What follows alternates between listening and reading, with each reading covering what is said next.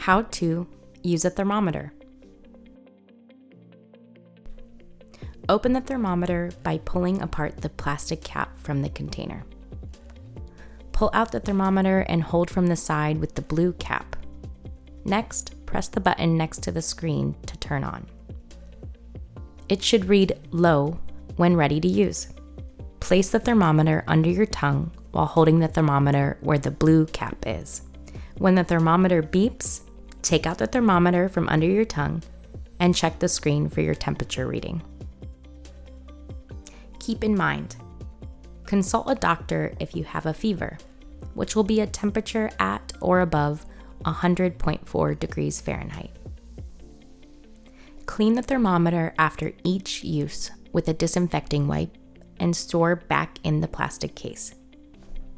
Also, if you are unable to hold the thermometer under your tongue, you can follow the same steps and place a thermometer under your armpit.